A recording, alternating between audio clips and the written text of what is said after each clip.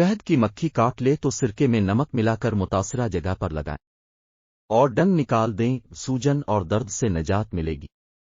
आधे सर का दर्द दूर ना हो रहा हो तो लीमों के छलके पेस लो, इसमें जैतून का तेल मिक्स करके सर के ऊपर लेप करें, दर्द से आराम मिलेगा।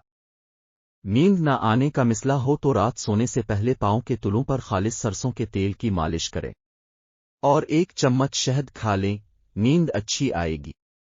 जिस्म में किसी भी जगह पर कांटा चुभे तो थोड़ा सा प्याज काट कर इसमें गुड़ मिला लें और मुतासरा जगह पर उसको बांध दें, कांटा खुद बखुद ही निकल जाएगा।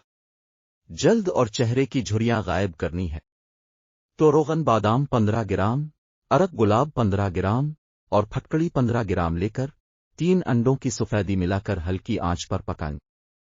जब तैयार हो जाए तो सोते वक्त चेहरे की मालिश करें, चेहरा निखर जाएगा। दांतों के कीड़े खत्म करने हैं तो चमेली के पत्ते पानी में उबाल लें, इसमें थोड़ा सा नमक मिलाकर सुबह शाम गरारे कर लें, दांतों के कीड़े खत्म हो जाएंगे। सुबह चुस्त और तरोताजा रहने के लिए 1 कप गर्म दूध में शहद मिलाकर सोने से पहले रोजाना पी लिया करें। अदरक के रस में शहद मिलाकर चाट लिया करो, गला जैसा भी खराब हो बहुत जल्द ठीक हो जाएगा। मुंह की बदबू अंजीर के खाने से भी खत्म हो जाती है। इंजेक्शन की जगह सूजने की सूरत में बर्फ की टिकोर करें, सूजन खत्म हो जाएगी। हरे धनिए का अरक आप अपने छालों पर लगा लो, छाले 1 दिन में दूध हो जाएंगे।